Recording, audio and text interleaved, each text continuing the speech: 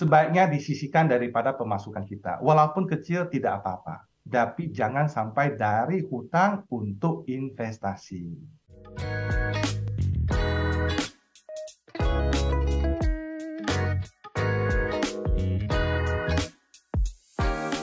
Bicara tentang investasi, ini banyak orang-orang sekitar saya yang berinvestasi tetapi berhutang. Nah, ini kan gali lubang, bukan gali lubang tutup lubang ya, justru Nah, cari masalah nih sebenarnya.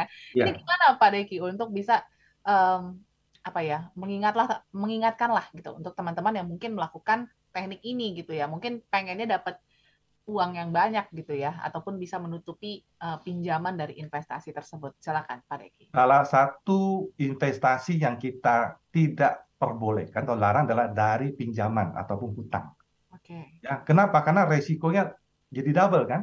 Hmm, Dari satu sisi bisnisnya ataupun untuk investasinya sudah satu resiko. yes. Satu sisi lagi adalah resiko Pinjaman. hutang. Ya. Apakah nanti sanggup bayar atau enggak? Mhm. Dan dari 2-3 tahun lalu kan sudah pernah ada kasus. Ada saham tertentu digoreng, ya, dan Ya. untungnya kan lumayan. Banyak orang katakanlah pinjol, hutang, sebulan cuma katakanlah 5% bunganya. Dia asumsi bahwa sebulan atau sehari saya bisa dapat 10%, 15% dari Hmm, saham gorengan tersebut.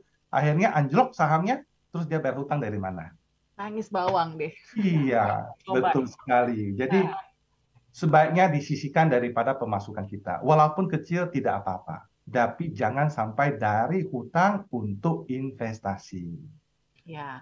Karena sekarang investasi juga sudah bisa mulai dari 10.000 small listeners. Jadi nggak perlu Betul. takut lagi gitu ya. Kalau dulu Ya, mungkin anggapan hanya orang-orang yang ada di level atas gitu yang investasi. ya, Sekarang semuanya sudah bisa investasi ya, Pak Riki ya. ya, benar. Sekarang mau buka rekening di sekuritas untuk saham pun Mudah. 1 juta, 10 juta juga udah bisa. Ya. Iya kan? Pelan-pelan dan asal kita mau belajar ada soal asuransi, apa soal investasi, maaf, soal investasi asal kita mau belajar, YouTube banyak yang free, ya, IG Live dari teman-teman juga banyak yang free, tinggal kita mau nggak belajar, Ya. ya. Nah, untuk ada suatu niat untuk belajar, bagaimana caranya? Komitmennya adalah apa? Financial goal-nya tadi kita, Hmm. outcome-nya tadi kita. Ya. Kalau kita sudah punya financial goal sekali lagi, kita akan komitmen. Saya pingin nikah. Banyak kan yang namanya orang pingin nikah. Ya Kak Audrey, bukan hanya soal persiapan untuk keuangan saja. Soal badan, jaga penampilan juga jadi komitmen kan. Iya Saya dong. mau kurusan diri dulu nih, karena supaya Ah, fotonya cakep.